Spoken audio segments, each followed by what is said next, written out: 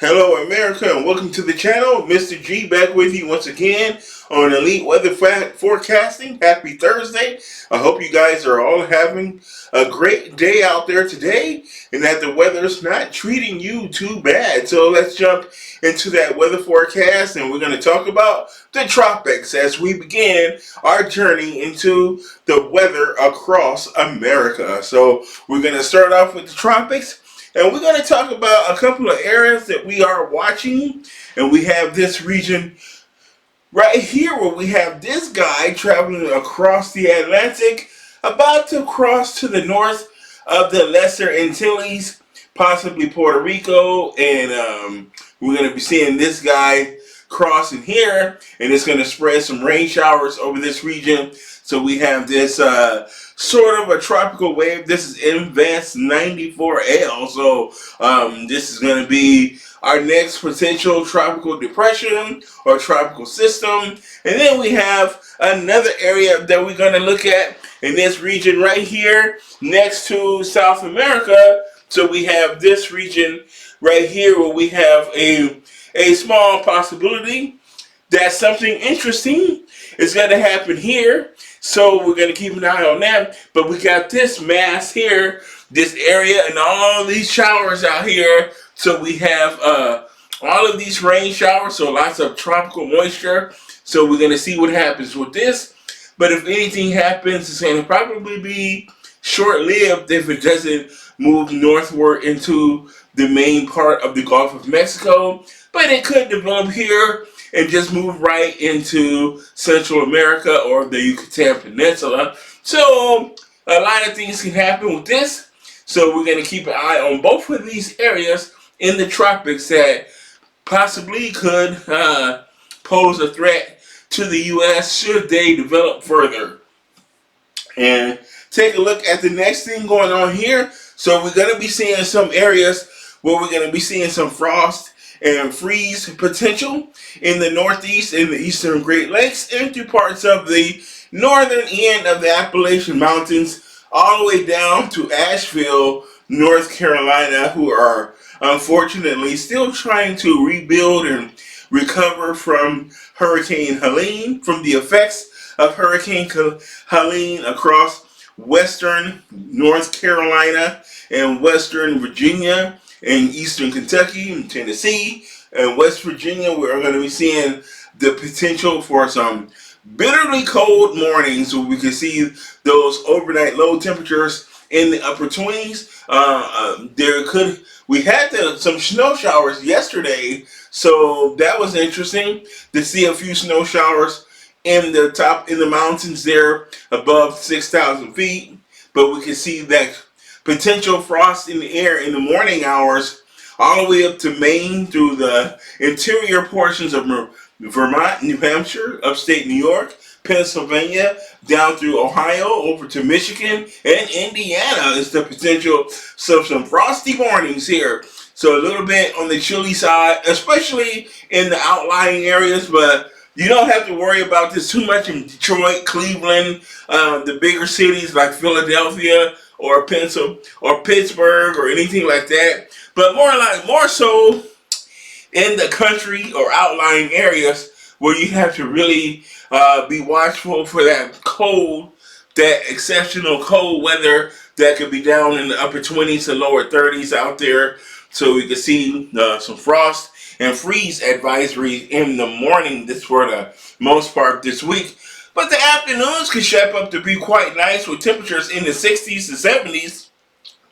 So we're not looking too bad once we get into the daytime hours. And this is what we're going to look like for your Friday through Sunday. So we're starting to see that warmer air move into the Eastern Great Lakes and the Northeast. So all the way from Virginia, from West Virginia, Kentucky, all the way up from Missouri, Arkansas, up to Illinois, Indiana, Ohio. We're going to see those warmer temperatures coming into Michigan, upstate New York, Pennsylvania, New Jersey, Connecticut, Massachusetts, Vermont, New Hampshire, Maine. We're going to see those temperatures into the 70s, and it's going to be mainly dry. So temperatures in the 60s and 70s, and mainly dry conditions. So a little bit of really nice, comfortable fall weather for you guys here as we head through the weekend that's coming up. So enjoy that. Some nice, enjoyable weather in the Northeast and the Eastern Great Lakes and the Mid-Atlantic as well. And then across the East Coast from the Mid-Atlantic down to the Southeast, that big ridge of high pressure, which is going to kind of act like a protective dome from anything tropical in nature coming in off the Atlantic or off the Gulf of Mexico, and that offshore flow is going to keep everything away and keep everything coming from the east deflected down to the south, and anything from the south push it towards the west. So that low pressure could push anything tropical into mainland Mexico or far, far south Texas. So we're going to keep an eye on that potential. But right now, that big ridge of high pressure is going to keep things on the dry side, keeps the skies mostly clear. It's not going to be very much in the way of any precipitation at all through Tuesday. So enjoy this nice respite from heat and humidity and showers and thunderstorms and severe weather. Enjoy that break that you're going to get from that. So a nice period with light winds, very low relative humidities, and we're going to see a warming trend during the daytime hours, but the overnight hours are going to be chilly and in the early mornings, but the afternoons are going to brighten up and be quite nice. So enjoy, on the East Coast. On the West Coast, you do have a little bit of tumultuous weather as we have a potent little system coming through across the Rockies and on the northern Rockies there. That trough of low pressure, you see the trough in the jet stream and our low pressure center coming across the Rockies, bringing on rain some showers from the southern Rockies all the way through the high plains of Colorado and Wyoming and Montana and to the eastern plains or in the Dakotas and Nebraska. But those areas will be dry and have fire weather, so we're going to see red flag advisories for those areas where we're not seeing any precipitation and very dry conditions. Cooler, but very, very breezy. So the winds are going to be quite brisk out there on I-90 and I-80, I-70 across the plains. Going to be quite breezy and with dry conditions and red flag advisories up and down the plain states. And we're going to see some rain showers across southern Colorado, parts of New Mexico, near Albuquerque. Those rain showers will extend over into western Colorado, eastern Utah, down from Provo, St. George, through the center of the Wasatch Mountain Range, northward to near Salt Lake City, and the Great Salt Lake, up to Idaho and to Montana. But we're going to see some snow in the elevations above 6,500 feet. And some of that snow is going to be kind of heavy. So some areas in the Rockies, western Wyoming, Montana, over the Big Sky area, as well as the Grand Teton, areas around the Glacier National Park, the northern Rockies down through Utah, the Wasatch Range, the Rocky Mountain National Monument area over Colorado. We're going to see snow up above 6,500 feet, and some of that snow could be heavy through the weekend. So Friday afternoon, we're going to see cooling continue across the west and into the southwest, Arizona in particular, California and Nevada, where it can be really hot, but we're going to see temperatures drop down 20 to 30 degrees. So we're going to see those 110-degree temperatures drop down to the 80s and 70s. So very nice conditions, but it's going to be coming with that. It's a caveat I have the issue with that. With those cooler temperatures will be winds from the west that would be quite brisk. So 30-mile-an-hour winds coming from the west, but much cooler temperature. So, tie down any, what do you call them? Those things that the kids jump on, the round things that the kids jump on, whatever those things are called. I can't call it what it is now, but let me know what it is. They always getting blown away in the wind.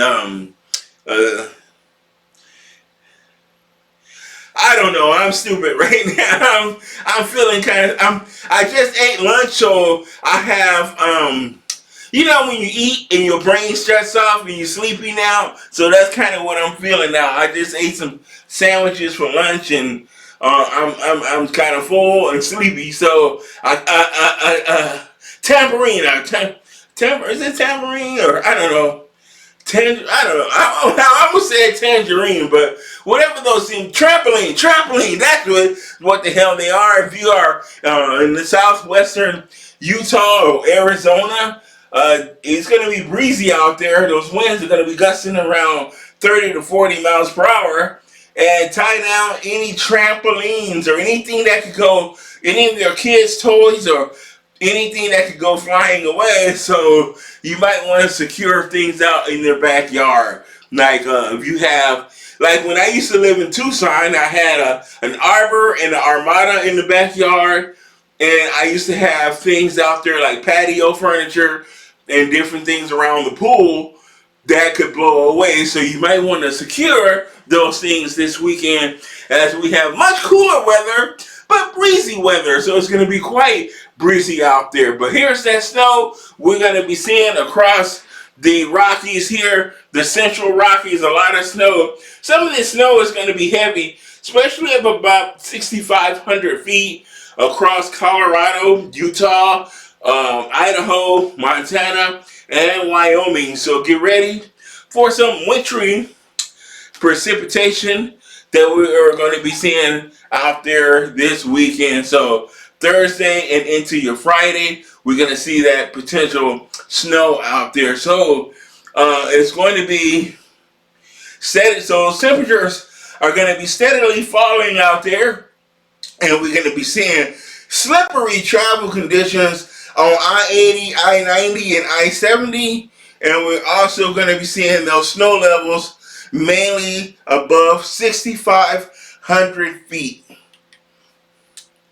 And with this potent storm that's coming across the Rockies, you can see that low pressure center there over the Four Corners area of New Mexico, Arizona, Utah, and Colorado. So we have this Colorado low right here, and that is going to be bringing some rain showers. Some moisture is going to come in off of the Gulf of Mexico, stream up over western Texas and eastern New Mexico, eastern Colorado, cutting a little bit into those very dry fire weather conditions across the southern high plains. So in some areas, there will be a little bit of relief from the very low humidities and fire danger as we get higher moisture levels in there and the potential for some rainfall. But we can also see some snow showers here across the higher elevations and some rain showers here across the northern deserts, the Mogollon Rim, Arizona, New Mexico, Albuquerque, Santa Fe, Winslow, Arizona, Show Low, Pine Top, in those regions, Flagstaff, might see some snow showers in the 8,000 foot elevations down here, and some rainy snow showers here across eastern Utah and Colorado. So get ready for a little shot of some wintry weather. Maybe we can get an early start to the skiing season out here on the western coast. So here we go. As I was talking about those winds, remember? I was talking about those winds that could be about 30 to 40. So some areas will see those 30 to 40 miles per hour winds for the most part. But some of you folks here across the Arizona, New Mexico border are going to be seeing those winds up to 60 miles per hour. So some very high winds out here along the Mogollon Rim and those southern Rocky, those high plateaus out there. So get ready for a brisk change in the weather across the southwestern United States. So your wildfire risk is as follows. So we're going to continue We're going to be seeing more dry weather across the northern plains into Minnesota and the Dakotas, all the way down into West Texas and Oklahoma, Kansas, Nebraska, and across Montana over into the Pacific Northwest, Idaho, Eastern Oregon, Eastern Washington, the California, the Sierra Nevada, and parts of Nevada and southwestern Arizona, where it's still going to be kind of dry, even though it's colder and those winds are really going to be howling out there. But we're still going to see an extreme fire risk through the weekend, through Sunday. So be careful if you're doing any camping out there or any outdoor activities. If you are setting up a campfire, make sure that you are doing it in an open area and you are being careful, and you make sure to put it out when you're done, and make sure that you're not going to get any flare-ups or anything like that. And don't do it in a way that the embers can catch and get carried off by the wind and put trees in the area on fire. So please be very careful out there.